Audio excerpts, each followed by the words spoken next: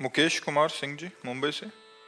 महाराज जी, मैं ईश्वर की इच्छा के सामने पूर्ण समर्पण कर फल की कामना से मुक्त हो जाना चाहता हूँ। बार बार कहता हूँ कि हे ईश्वर, जो तुम्हारी मर्जी, लेकिन परिणाम यदि विपरीत आता है तो मन उदास सा हो जाता है। सोचने लगता हूँ कि काश ऐसा हो जाता या ऐसा हो जाता। क्या महाराज जी पूर्ण समर्पण में कमी है या? कमी है। अभी पूर्ण समर्पण में कमी है। तनुवांग मनोभिरमलई सुहम त्वयिवाश्रिता। शरीर, मन, वाणी और अहंकार से जब भगवान की शरण में हो जाया जाता है तो उनका हर विधान मंगलमय लगने लगता है।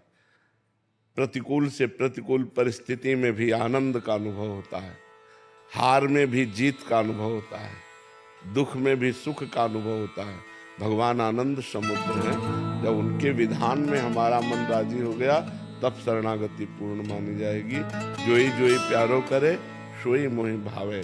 जो मेरे प्यारे करते वही मुझे अच्छा लगता है। इसके लिए भजन करो, खूब नाम जप करो। जब अंतःकरण पवित्र होगा तो भगवान की शरणागति पूर्ण होगी। मलिन अंतःकरण भगवान की शरण नहीं लेता। मलिन अंतःकरण वस्तु व्यक्ति का आश्रय लेता है, परिस्थिति का आश्रय लेता है। वो संशय कर बैठेगा। और अगर पूर्ण समर्पण है तो आगे बड़ी कृपा है, बड़ी कृपा है भगवान की। अगर भगवान मंगल भवन सर्वज्ञ हैं तो उन्होंने जो विधान किया वो मेरे लिए मंगल। इस अभी दिखाई दे रहा है मंगल, दिखाई दे रहा है प्रतिकूलता, लेकिन इसका परिणाम जरूर मंगलमय होगा, क्योंकि भगवान मंगल भवन है, भगवान सुख सिंधु है, भगवान आनंद समुद्र है। वो अपने बच्चे को, अपने शरणागत को दुख कैसे दे सकते हैं? ये दुख दिखाई दे रहा है लेकिन होगा इसका मंगल परिणाम।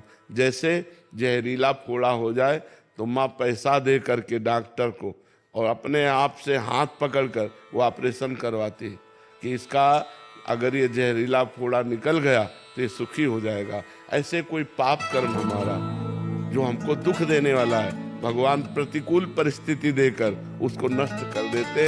हम अज्ञानी होने के कारण जान नहीं पाते तो हम भगवान पर आरोप करने लगते हैं कृपा नहीं है। अगर कृपा होती तो हमारा काम हमारे अनुसार बन जाता।